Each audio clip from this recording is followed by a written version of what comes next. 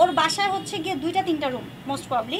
তো আমি পরে বললাম যে তোর একটা বাসা, তোর একটা রুম আমার একটু ভাড়া দিস, আমি কয়দিন থাকবো। ওর বাসায় গিয়ে আমি প্রায় 4-5 দিন মনে হয় স্টে করি।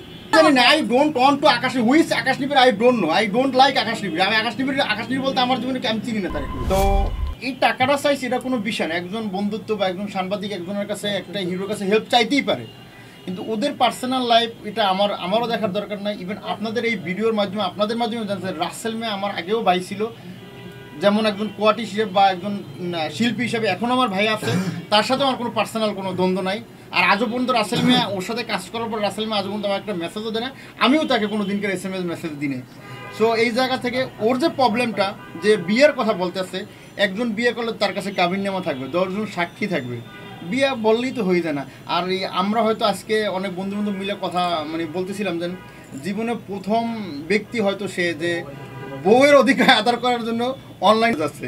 তো যাই হোক, যদি এরকম তাদের ভিতরে কিছু হয়ে থাকে তো অবশ্যই সে দেখাক মানুষের যে আমার কাছে কাবিননামা আছে। না, আমাকে একটু কথা বলতে দেন যে আপনারা যারা সাংবাদিক আপনারা খুব চৌকস, আপনারা খুব মেধাবী, আপনারা খুব গুণী, তাই কি না? আপনি যখন আমার ফ্যামিলির একটা অকেশনে মানে আমার কাজিনের বিয়েতে সে আমার বন্ধু হিসেবে সে যেহেতু খেতে খুব পছন্দ করে, দেখেন স্পষ্ট ভাষায় লেখা আছে, ভালো করে দেখেন। এটা পাঠাই দিও, গ্রুপে দিয়ে দিও। যদি কেউ গ্রুপে চান আমাকে হাই দিন, আমি পাঠাই দেবো। আকাশ নিবিড় আমার কাছে টাকা যে চাইছে, টাকা চাইছে বসে না, সে বলছে আজকে নাকি আপনার আমার 5,000 টাকা দেওয়ার কথা, টাকাটা দিবেন না। তার মানে তাকে টাকা দেওয়ার জন্য, টাকা আমার কাছ থেকে টাকা নেওয়ার জন্য সে তাকে পুশ করছে, সে টাকাটা আমার কাছে বলছে না আমার কোয়ার্টি টাকা নিবে, কোনো বিনিময় না। আমি জানি না। আই ডোন্ট ওয়ান্ট টু আকাশনি। Who is Akash Nibir? I don't know. I don't like Akash Nibir. আমি আকাশ নিবিড় বলতে আমার জীবনে আমি চিনি না তার। সে তার মাধ্যমে আমি চিনি না, তার হেল্প করছে। কিন্তু আকাশ নিবিড় কে? এটা আমি আকাশ নিবিড়ের কথা এখানে আমরা বলতেই চাই না। ওর কি প্রবলেম হচ্ছে ওর কাছে জিজ্ঞেস, আমি কোনো প্রশ্ন উত্তরে দিতে চাই না, কারণ আমার লাইফের সাথে এগুলো জড়িত না। ও আমার ভালো বন্ধু, আপনারা ওকে পাচ্ছেন না। আমার কিছু কাছের বন্ধু বান্ধব বলছে তাকে একটু আইনে দেন, আমরা ইন্টারভিউ নিই, কারণ আপনারা তো আমার বিপদে আমার ভালো কাজও খারাপ কাজও আপনারা ছিলেন। আমি আইনে দিয়েছি, আপনি ওর কাছেই প্রশ্ন করেন। আচ্ছা আপা, বিষয়টা আকাশ নিবিড় কিন্তু তার ভাগ্নিকে সাক্ষী রেখেছে। আমি একটু একটা কথা বলি, যেটা আমি বলছিলাম যে আপনারা অনেক মেধাবী, আপনারা অনেক চৌকস। আপনারা মানে যিনি যার কথা বলছেন, আমি নামটা নিতে চাই না, সে এখন যথারীতি ভাইরাল হয়ে গেছে, তার ভিউ বাণিজ্য এখন বেড়ে গেছে, তার পেজ থেকে ডলার আসা শুরু হয়ে গেছে, মিলিয়ন লাখ ভিউ দেখছি তার ওখানে। তো এখন বিষয়টা হচ্ছে দেখেন যে সে আমার কাজিনের বিয়েতে সে খেতে খুব পছন্দ করে, আর আমি যেহেতু ঢাকাইয়া, সো আমার পুরান ঢাকায় আমার মামাতো বোনের বিয়েতে সে তার ভাগ্নিকে নিয়ে গেছে। সেখানে গিয়ে আমার বাবা মার সাথে বসে সে ছবি তুলে ফেললো, কথা বুঝবেন আপনারা। অথচ তার বিয়ের রাতে সে একটা ছবি তুললো না।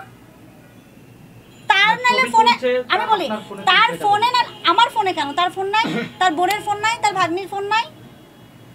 সে কি এতটাই বোকা আপনাদের কাছে মনে হয়? আকাশ মানে যে ভদ্রলোকের নাম বলছেন সে এতটাই কি বোকা? আপনার আইফোনে নাকি ছবি সব তোলা আছে? আমার আইফোনে সব ছবি তোলা আছে, এটাই বলেছেন। আচ্ছা, তাহলে এখন আমার কিভাবে আপনাদেরকে মনে হয় যে আমার আসলে আপনাদেরকে এক্সপ্লেনেশন দেওয়া উচিত বলেন তো? আপনারাই বলেন। আপনি একটু ক্লিয়ার করে দেন, তাহলে আকাশের সাথে আসলে আপনার কোনো ধরনের রিলেশন আছে? আমি এক কথায় বলছি, ওর বাসাটা, ওর যে হাউসটা, আমি যখন কিছুদিন আগে আমার একটা মিথ্যা মামলা আমার নামে দিয়েছিল, আমি হচ্ছে মানে আমার রিলেটিভদের ওখানে, যেহেতু আমি এটার সাথে জড়িত না। আরেকটা বিষয় দেখেন যে এখন মানে দেশের পরিস্থিতি তখন অনেক খারাপ ছিল, অনেক বেশি খারাপ ছিল। তখন আমি আকাশকে বললাম যে ওর বাসায় হচ্ছে গিয়ে 2-3টা রুম মোস্ট প্রবলি। তো আমি পরে বললাম যে তোর একটা বাসা, তোর একটা রুম আমার একটু ভাড়া দিস, আমি কয়দিন থাকবো। তখন আমি 10,000 টাকা ওকে পে করি, নোট দিস পয়েন্ট, 10,000 টাকা আমি ওকে পে করি। এবং ওর বাসায় গিয়ে আমি প্রায় 4-5 দিন মনে হয় স্টে করি। তখন ওর মা ছিল, ওর ভাগ্নি, ওর বোন আমার সাথে ঘুমাইতো। কথা বুঝছেন? এখানেই শেষ সম্পর্ক, কিন্তু এর থেকে বেশি কিছু না। আমি বউ না, আবারও বলছি। এখন আমি যদি বলি আমি শাহরুখ খান আমার জামাই, শাহরুখ খান আমার জামাই হইতে পারবে না। সো ও যেহেতু আমার বিপদে কাছে ছিল, ও আমার সাথে গোল্ডের লাইফে যাইতো, আমার ব্যাক ক্যারি করতো, বলতো আমার না গোল্ড অনেক শখ, আমি অনেক নিডি ফ্যামিলির গাইবান্ধা, আমি ভাত খাইতে ভাত পাই নাই। আমার কাছে জিনিসটা খুব মায়া লাগতো। আমি সবসময় চেষ্টা করতাম ওর পকেটে 500, 1000, 2000, 5000 টাকা সবসময়।